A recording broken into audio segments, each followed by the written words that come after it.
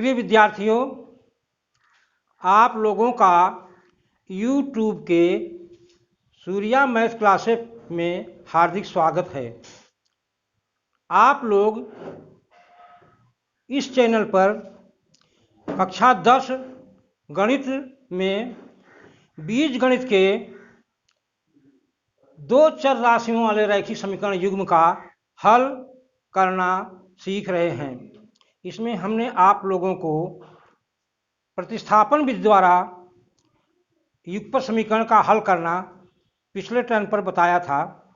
आज मैं आप लोगों को दो चर राशियों वाले रैखिक समीकरण युग्म का विलोपन विधि द्वारा हल करना बताऊंगा। पहले मैं आप लोगों को साधारण सवालें बताऊंगा, उनका हल कैसे किया जाएगा, और फिर इसके बाद आप लोग को इबारती प्रश्नों का हल विलोपन विधि द्वारा बताऊंगा। तो सबसे पहले हम देखते हैं प्रश्न क्या है। यह प्रश्न हमने प्रश्नावली 3.4 के NCERT पर आधारित पुस्तक से लिया है, जिसमें प्रश्न नंबर 1 का पहला प्रश्न है x + y = 5 और दूसरा समीकरण है 2x - 3y = 4। इनको हल करना है। तो विलोपन विधि का अर्थ होता है किसी अज्ञात राशि को विलुप्त कर देना, और विलुप्त करने का तरीका हम करते हैं जोड़ करके या घटा करके। लेकिन शर्त यह है कि किसी भी अज्ञात राशि के गुणांक दोनों समीकरणों में बराबर हों। अगर बराबर हैं तो जोड़ करके या घटा करके हम देखते हैं कि कैसे विलुप्त होगा। अगर बराबर नहीं है तो किसी अज्ञात राशि के पहले का गुणांक का गुणा दूसरे समीकरण में कर देते हैं, और दूसरे मतलब समीकरण के अज्ञात राशि का गुणांक का गुणा पहले समीकरण में कर देते हैं। इस प्रकार से गुणांकों का गुणा कर देते हैं तो किसी एक अज्ञात राशि के गुणांक बराबर हो जाते हैं।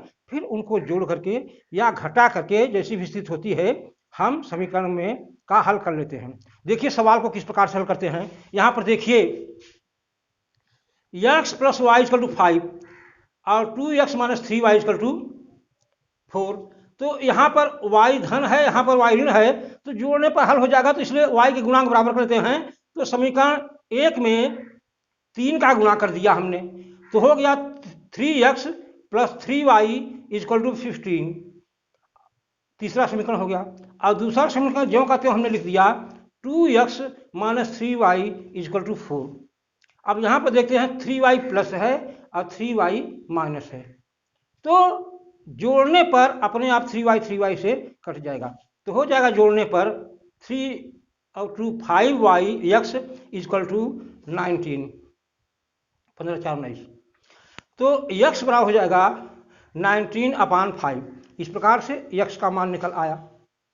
अब यही मान किसी एक समीकरण में प्रतिस्थापित करते हैं। जैसे मैं x का मान समीकरण नंबर 1 में रख दिया, तो हो जाएगा 19/5 + y = 5। अब y = हो जाएगा 5 - 19/5। अब इसका हमने लघुत्तम ले लिया 5, तो हो जाएगा 5 × 25 - 5 × 5 5 × 19, तो 25 - 19/5 घटाने पर आ गया 6/5। तो इस प्रकार से x का मान आ गया 19/5 और y का मान आ गया 6/5।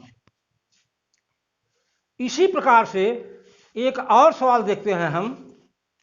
इसी प्रश्न सवाल का चौथा सवाल, पहले प्रश्न नंबर का चौथा सवाल है। दिया हुआ है x/2 + 2y/3 = -1, और दूसरा है x - y/3 = 3। ये दूसरा समीकरण है। यहाँ पर हम देख रहे हैं कि जो अज्ञात राशि है उसमें बटे भी लगा हुआ है, भिन्नात्मक है। तो जब नीचे अंश होता है, नीचे अंक होता है, तो वहाँ पर हम लघुत्तम ले लेते हैं। तो यहाँ पर देखिए 2 और 3 का लघुत्तम हुआ 6, तो 6 में 2 का भाग देंगे 3 बार जाएगा, तो इसका 3x और 3 दूनी 6 2 दूनी 4, 3x + 4y = -6 हो गया। 6 गुना 6 के 6 -6 हो गया। लघुत्तम ले लिया, दिमाग में लघुत्तम ले लिया, उसको हल कर लेते हैं। और इसका 3x - y = 3 तरीका 9, 3x - y = 9। अब यहाँ पर हम देख रहे हैं 3x यहाँ पर है, दोनों प्लस हैं, तो जाहिर बात है कि घटाने पर एक माइनस होगा। तो यहाँ पर हमने क्रिया लिख दिया, घटाने पर चिन्ह बदल दिया, ऋण धन ऋण। तो 3x से कट गया और बचा 4x और 4y और y, तो 5y हो गया। तो 5y इक्वल टू हो जाएगा -15। तो y हो गया -15/5, काटने पर आ गया -3। यही मान समीकरण 3 में हमने रख दिया। तो 3x + 4 इंटू -3 इक्वल टू -6 हो गया। यहाँ पर ये है 4,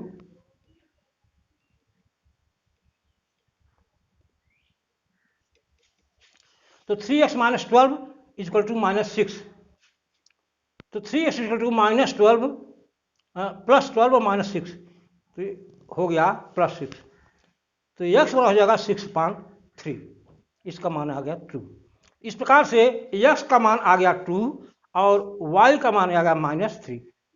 तो इस प्रकार से विलोपन विधि द्वारा हम युगपत समीकरण को या दो चर राशि वाले रैखिक समीकरण युग्म का हल निकाल सकते हैं।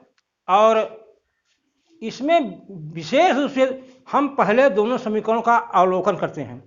अगर गुणांक किन्हीं अज्ञात राशि, दो समीकरण में दोनों अज्ञात राशियों के, दोनों में अज्ञात राशियों के मान गुणांक बराबर हैं, तब तो जोड़ करके या घटा करके हम समीकरण में एक को विलोप कर देते हैं, दूसरे का मान निकाल लेते हैं और फिर वही मान प्रतिस्थापित कर देते हैं।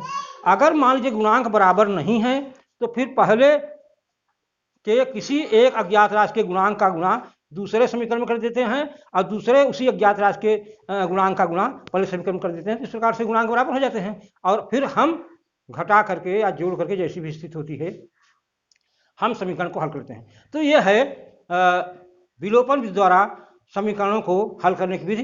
अब अगले टर्न पर हम आपको बताएंगे विलोपन विधि द्वारा इबारती प्रश्नों का हल कैसे करेंगे। तो इबारती प्रश्नों को हल करने के लिए पहले इबारती प्रश्नों से हम समीकरण बनाएंगे उसकी शर्त के अनुसार से, और फिर हम समीकरण को हल करना बताएंगे।